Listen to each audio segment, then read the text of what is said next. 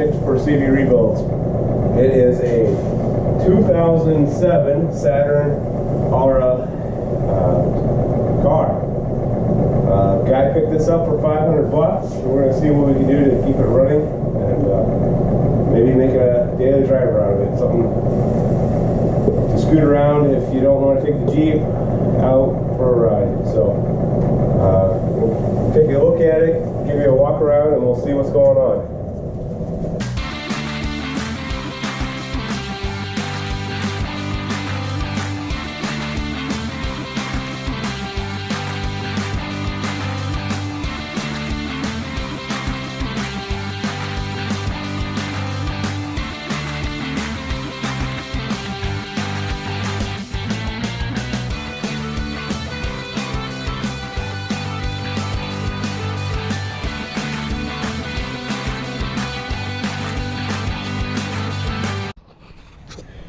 Alright folks, so the paint and body work looked pretty good for a 12-year-old car. It's got a few dings and a couple of scratches in it, but there's a little bit of a crease right here in the fender. Not something I'm going to worry about. The back bumper's got a couple of scuffs in it. Tail light's got also got a chip or something in it, but doesn't seem to be a problem. Doesn't let moisture in. This fender's been a little rough. I don't know exactly what happened. Maybe the door swung really wide open one time. All happened before me. We are missing a lug nut or a lug stud, so we'll probably replace that. I kind of hate having those gone, especially on the front tires. And the biggest issue that I know about this car is that it overheats a little bit. So it doesn't have any problem when it's idling. But if you get going on the road, it will get a little warm on you. I was able to get it home without overheating it, but it's something we need to look at. So I'm not exactly sure what it is, but I think what we're going to do is get this car up in the air, get underneath it, and see if we can find out where it's coming from. I can tell you that it is somewhere on this side, over here on the passenger front. It is dripping. This has a transversely mounted engine. So it could be the water pump or a coolant hose. This car has the ever popular vice grip hood catch. So I'll go ahead and put that on. Alright, so we got the vice grip hood catch on the strut because the strut's blown. And the water puddle shows up somewhere on this side. Underneath the car. It does have a drip pan, so I'm going to try to take that off and see if we can identify where this drip's coming from. And the coolant tank is low. I know that, but it's not something I'm real worried about yet until we kind of get this system figured out. Because just putting coolant in it, even if we have to move it around, it's just going to leak out until we get the leak fixed. So I'm going to get the car up on ramps, I think, or jack stands, and then we'll slide underneath it and see what we can find out. Hopefully it's a pretty easy fix.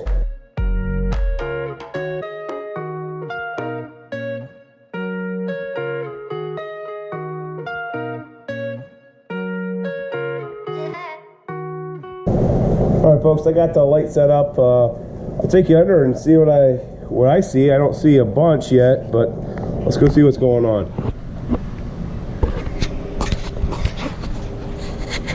So one of the things I didn't do before I put the car up, what I have done is check the oil. And the oil level is not high, and it's not low. Looks really good, but let's go underneath the car here. So if we go underneath the car, we can see that there's a lot of oil, like here on the oil filter, on the front of the block, and down this control or the subframe. But it's really concentrated here to the front. So, and it looks like it's actually coming down the front of the oil filter. So I'm wondering if somebody didn't just put the oil filter on wrong, or without the gasket, or the gasket looks crooked. I'm looking at the oil filter right now, it looks like it's sitting crooked. So maybe it's missing a gasket, or the rubber seal. I'm not sure. I'm not real worried about the oil though. I know there's some on the floor here, but I'm not real worried about it because the car doesn't use oil, at least the little bit I've been introduced to it. It's been pretty small amount I've been around this car, but I haven't noticed any oiling issues. So I think that there's a problem here, you know, with oil pressure. It looks like it's even been just pretty recent though. It's just been on the exhaust here. So I'm wondering if there's the gasket missing or the seals missing on the oil filter, and that's what's causing the issue. But before we even start driving this much ourselves, we're going to be doing a full service with oil change and coolant flush because we're working on the coolant system anyways. So I'm not going to lose a lot of sleep about it until we get to that point and there's still an issue. So the thing that's kind of in our way right now is the splash tray. So we'll get the splash tray out of here and see what's going on. Give me a couple minutes, I'll get that out and bring you guys back in. Alright folks, so looking underneath the car, I couldn't find the coolant leak since I brought it home. When I was test driving it before I bought it, there was a coolant leak here on the passenger side of the vehicle, somewhere right in line with the serpentine belt system. But I wasn't able to find it since I got home. It was a really short drive, but the coolant that was in it is out. I'm really suspecting it to be a water pump that is going bad or has a bad seal. It's just leaking out. But since I can't find it right now, I did fill up the coolant well past where it's supposed to be full cold. Full cold is here to seam.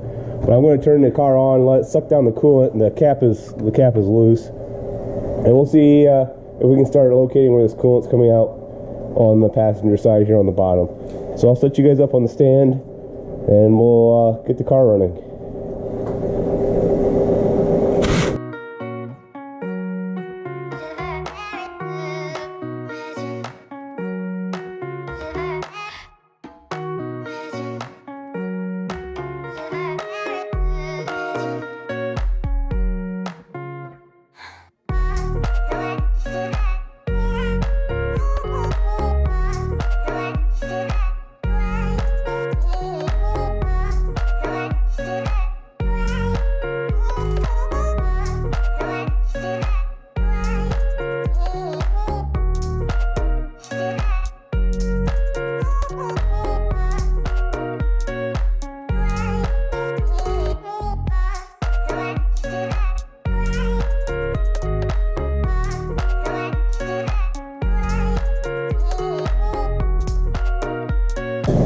Alright folks, so I let it run for, I don't know, 10-15 minutes. Now I know I said it didn't get hot at idle, but I mean, I was even giving it some revs in the engine.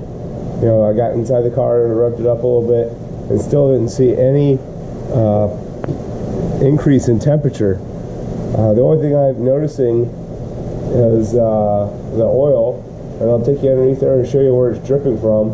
It's dripping from a nut, so I think if a nut's got a gasket underneath it. It's like a flange for the oil filter housing. So I think if I grab that and tighten it up just a little bit, it might take that issue and get rid of it. The other thing I was noticing is that the car came with a few different bottles of coolant. Most of them are full coolant though. This one's not marked, but it doesn't really say 50/50 on it. And it's a AutoZone universal coolant, and the package looks just like one I've got that needs to be mixed. So I'm wondering if maybe the person who owned this before was just putting straight coolant in it, and that was causing the overheating. Because straight coolant or straight water cannot cool your car. You have to have a 50/50 mix to give it the right balance and heat carrying capacity. So I'm going to grab you guys, we're going to go underneath the car and see where that drip of oil is coming from, but I didn't really see any new coolant besides maybe what I dripped when I was trying to fill it. So I'll take you guys underneath there, I'll show you the nut, and I'll put a wrench on it or a socket and see if we can't get it tightened up and get that leak to stop. Alright, so we're here underneath the oil filter on this car, and the bolt is this one right here. It's like in the middle of the screen. That one up there is looking pretty loose because it's right at the end of the threads. Most manufactured parts have 2 or 3 threads showing, and you can still see the oil dripping off the filter. I'm still not convinced that's right either, but I think I'm going to put a socket on this nut that's right in the middle of the screen. Here, I'll put my flashlight, that one right there. That's where the oil seemed to be dripping from when it was running. So I'm going to tighten that up, and then I probably will grab a little bit of brake clean and kind of clean this oil pan off so I can see if there's any new drips overnight, and maybe I'll start it up the next day and see if it's fixed. It'd be nice if it were that simple, but we'll have to see. So I'll get a wrench on there, tighten it up, and we'll see what happens. Alright, one of the other issues besides the overheating and the slight oil leak is the driver's comfort. When I got in this car, gave it a test drive, I kind of just sat in it because I expected it to be good, but if you kind of get in it real fast, she's a little loose. I think it's coming from the adjustment that lets you take your seat up and down, so if you're got a really short torso, you can see over the steering wheel. But I don't really like this when I'm going down the road. So I think I'm going to take the seat out, and I'm guessing the bracket is just broken, the weld's broken or something. Take the seat out, flip it over and check it out, and then show you what I can find. Alright, I'm not a early, late 2000s GM guy at all, but I think that if I take this Torx out on each rail, that would be a good place to start, and then take the wiring harness off for the seat. That should give me the ability to take this out. This car is equipped with airbags in the front seats, so we don't want those to go off. So before I pull the wire harness and everything, I'll probably pull the battery. But I'll get these 2 Torx out and then try to see if the seat will come out at that point. And if I get it loosened up, I'll take the battery off and take the connector off. So hang tight, I'll get these fasteners loose.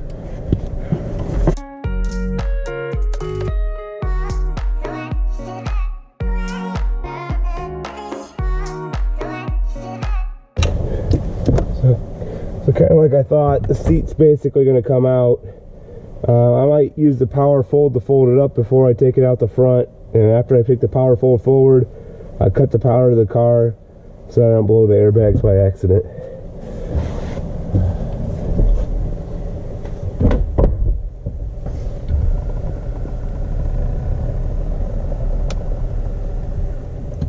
Another thing that might be good to take off is the seat belt. It's got a nice trim piece over it. Then it looks like it's held on with the Torx as well. Oh boy, look, a quarter. This project is paying me every day.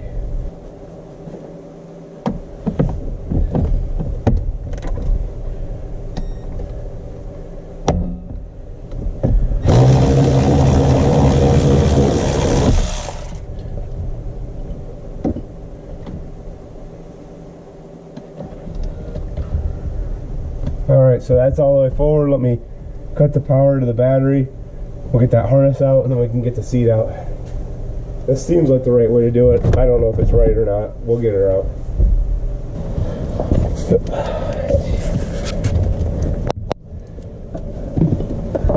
Just so the guy could see.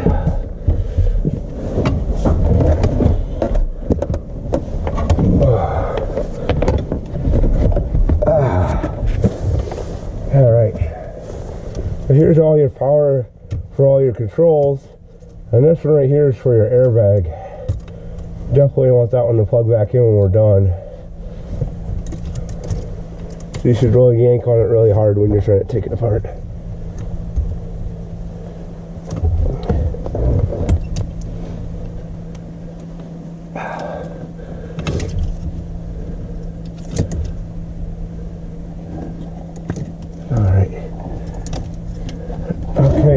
So that's everything to get the seat connected.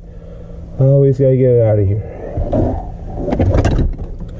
what the best way to go is, but we might be going out through the back door because that looks easy right now.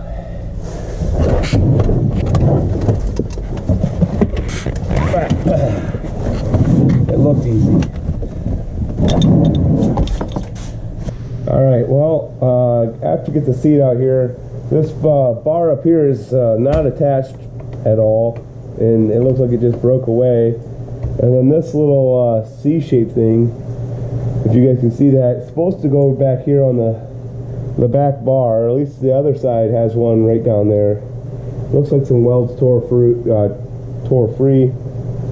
Not really sure. Maybe someone was out rallying this car. No, that doesn't sound right. But I'm thinking somebody jumped in it pretty hard one time and it busted it. So I think I'm going to get my welder set up and tack that together, weld it back up. I'd rather do it outside the car just in case there's any kind of fire. It doesn't catch the whole thing on fire. That would just be too much fun. So I'll get this set up.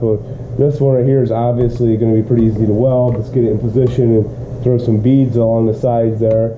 This one right here is going to be a little tougher because I've got one of these position motors kind of fighting me. I'm not sure what the right approach is.